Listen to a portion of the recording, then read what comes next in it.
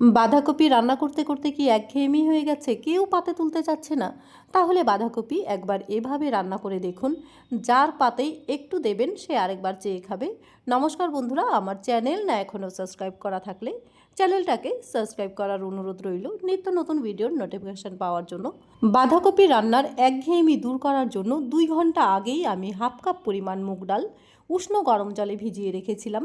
চাইলে আপনারা আগের দিন রাত্রে শোবার সময়ও মুগ ডালটা ভিজিয়ে রাখতে পারেন, ঠান্ডা জলে ভিজিয়ে রাখলেই হবে। চাইলে আপনারা ছোলার ডাল দিয়েও এই রান্নাটা করতে পারেন। ডালের মধ্যে হাফ ইঞ্চি আদা একটু পাতলা করে কেটে দিয়ে তার মধ্যে 2টো কাঁচা লঙ্কা দিয়ে আমি একটা পেস্ট বানিয়ে নেব।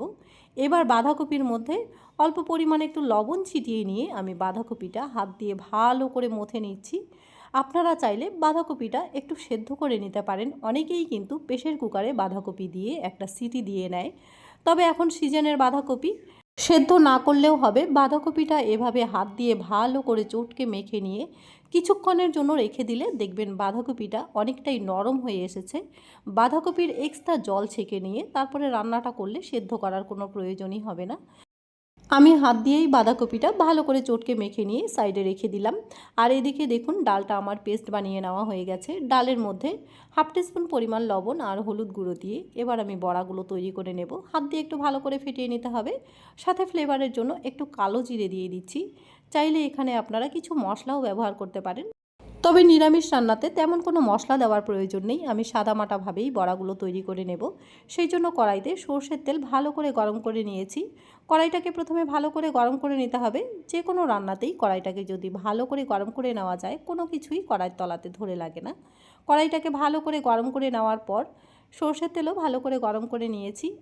গরম তেলে একটা একটা করে বড়াগুলো দিয়ে নেওয়ার পর 3 থেকে 4 বার উল্টে পাল্টে বড়াগুলো বেশ ভালো করেই ভেজে নেব, যাতে ভেতরে কাঁচা না থেকে যায়। এই বড়াগুলো শুধু মুখেও খাওয়া যাবে। যে কোনো নিরামিষ রান্নাতেই যদি একটু ডালের বড়া দেওয়া যায় তাহলে দেখবেন যে রান্নার স্বাদ চেঞ্জ হওয়ার পাশাপাশি রান্নাটা কিন্তু আরও একটু লোভনীয় হয়ে যায়। সেই জন্য বাঁধাকপির একঘেয়েমি দূর করার জন্য আজকে আমি ডালের বড়া বানিয়ে বাঁধাকপির মধ্যে দিয়ে তারপরে রান্না করব। এভাবে ডালের বড়া দিয়ে রান্না করলে আশা করি সবাই পছন্দ করবে, কারণ ডালের বড়া কিন্তু কম বেশি সবাই খেতে একটু বেশিই ভালোবাসে। ডালের বড়াগুলো ভেজে নেওয়া হয়ে গেছে, প্লেটের মধ্যে তুলে নিলাম। ওই একই তেলের মধ্যে ফোড়ন দিচ্ছি। হাফ চা চামচ 5 ফোড়ন, একটা তেজপাতা মাঝখান থেকে ছিঁড়ে দিয়েছি, সাথে 2টো শুকনো লঙ্কাও দেব, আর সাথে ফ্লেভারের জন্য 2টো এলাচ দিয়েছি। এবার ফোড়ন আসা পর্যন্ত একটু লাল করে ভেজে নিতে হবে। ফোড়ন কিন্তু বেশি পোড়ানো যাবে না, তাহলে তরকারিতে একটা তেতো ভাব চলে আসবে। ওই ফোড়নের মধ্যেই দিয়ে দিচ্ছি একটা বড় সাইজের ডুমো করে কেটে রাখা আলু।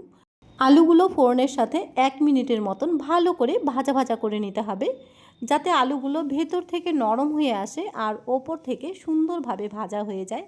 আলুগুলো বেশ ভালো করে ভেজে নিয়ে এবার একটা মিডিয়াম সাইজের ডুমো করে কেটে রাখা টমেটো দিয়ে দিলাম। টমেটোটাকেও আলুর সাথে একটু ভেজে নেব, যাতে টমেটোর কাঁচা ভাবটা চলে যায়।